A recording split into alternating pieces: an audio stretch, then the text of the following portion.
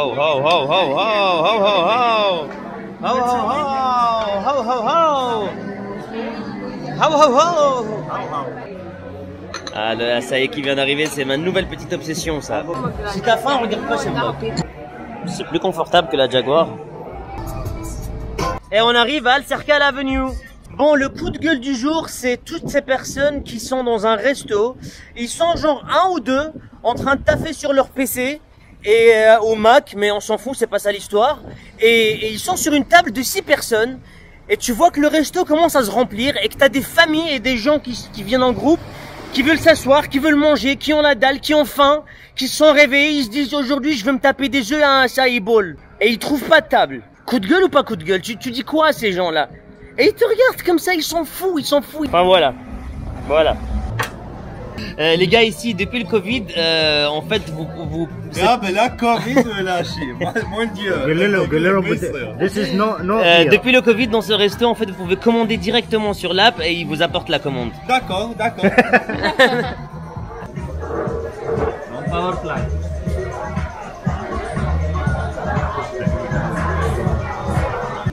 C'est tellement difficile de vous filmer un vlog en français alors que tous mes potes sont non francophones.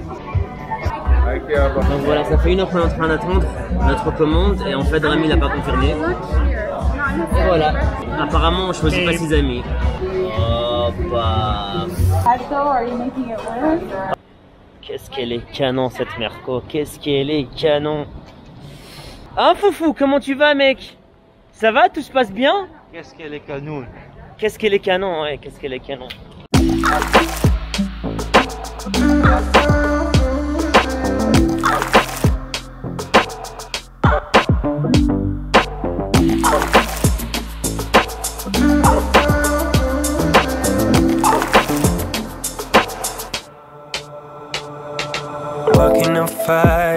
Je vous raconte pas mon look aujourd'hui.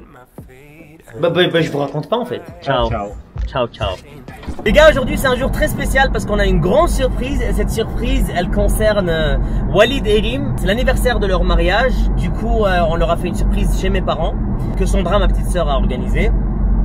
Et j'étais censé rester avec eux toute la journée comme ça. C'est moi qui les emmène là-bas mais on a dû se séparer pour des raisons XY. Et là je suis en route vers chez mes parents. Eux aussi sont en route vers chez mes parents. J'espère que je vais arriver avant eux. Comme ça je peux vous montrer la surprise. Rim et Walid on les adore parce que ils sont super cool, super jeunes, super marrants, super légers. Et ni les parents de Walid sont là, ni les parents de Rim sont là. Mais tant que possible, on essaye de combler ce vide avec ces rencontres-là. Et j'espère que ma mère a fait à manger. J'espère que la surprise va plaire à Walid et Rim. Allez ma chérie, montre-nous de quoi t'es capable. Regarde-moi ce timing. Oh, je suis arrivé en même temps. Ah, il fait très chaud. Très chaud. Très chaud en arabic summer. Hey.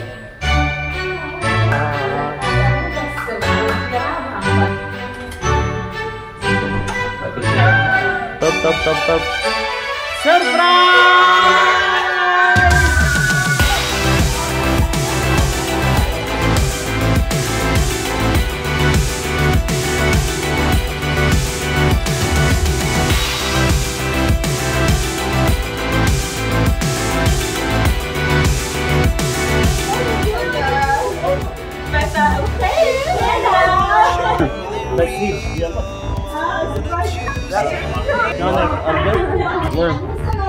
Ah!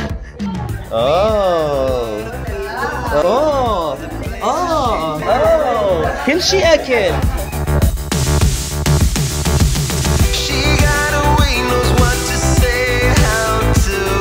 Je suis mort, ils ont même mis un signe welcome.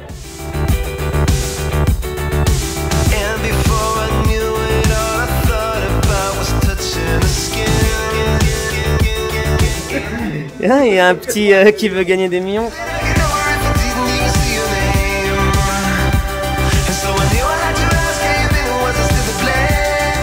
On a commandé des durum et les gars, je peux vous dire que le durum c'est la seule chose qui nous manque de l'Europe parce qu'on n'a pas vraiment les vrais durum qu'on peut manger en Europe. Et voilà. Il y a tous des mythos. Ils sont en train de se mitonner les uns les autres. Je les connais, c'est ma famille.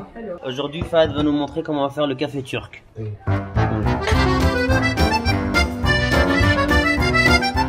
L'expert en café arabe. 2 cuillères et demie de café turc.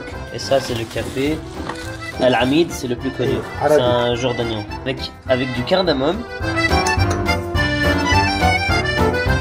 Regarde ce geste, il est magique. Donc 15 tours apparemment. Donc la surface devrait être un peu plus dure que ce qui est à l'intérieur. Donc on la laisse un peu longtemps.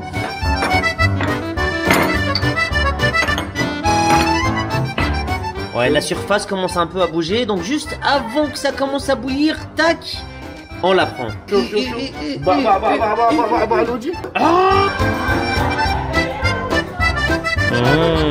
La tradition dit que vous devez servir le café avec votre main droite.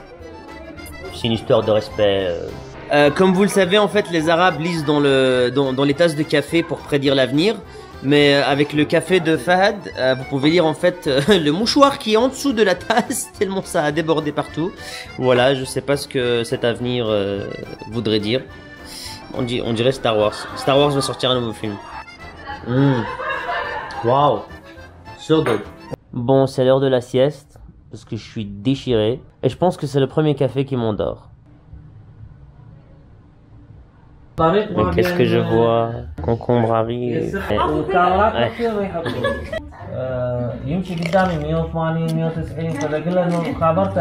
Et là, comme toutes les familles arabes, ils ont commencé à discuter pendant 1 heure devant la porte.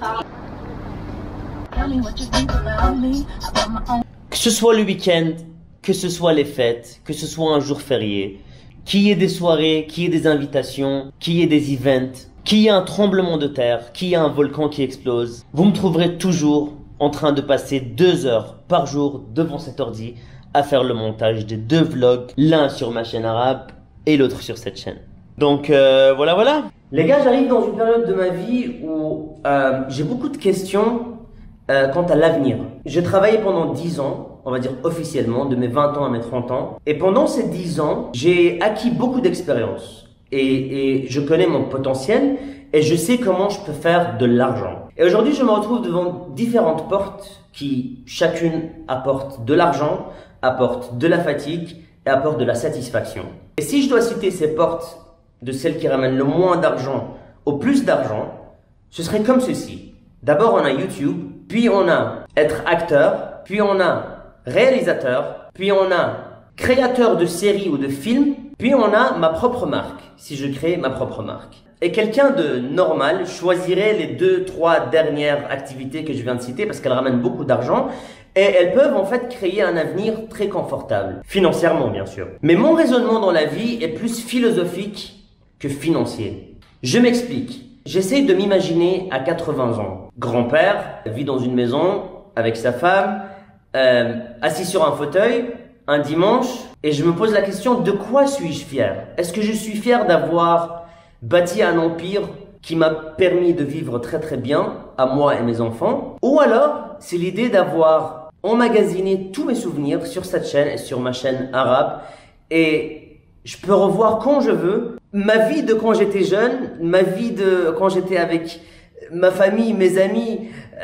les villes que j'ai visitées, les expériences que j'ai faites, en sachant que si j'aurais des millions et des millions, je pourrais pas acheter ce sentiment. En gros, on m'a offert beaucoup de deals qui nécessitaient que je quitte YouTube ou que j'arrête pour quelques mois, mais j'ai eu vraiment du mal. Et je sais que financièrement, c'est une décision très stupide, mais l'avenir me dirait si j'ai raison ou pas, parce que je sais que arrivé à un certain âge, l'argent ne voudra plus rien dire. Et c'est plutôt regarder en arrière et voir de quoi tu es fier, de voir qu'est-ce qui t'a rendu heureux, qu'est-ce qui t'a créé, comment tu es devenu toi, et peut-être montrer à tes enfants et leurs enfants la société dans laquelle on vivait. Et ça bouge tellement vite que je suis sûr que tout ce qu'on est en train de voir ou faire n'existera peut-être plus ou changera tellement que ces vidéos prendront beaucoup de valeur.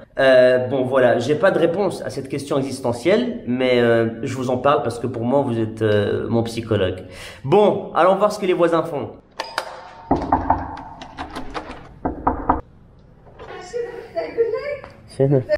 Tire.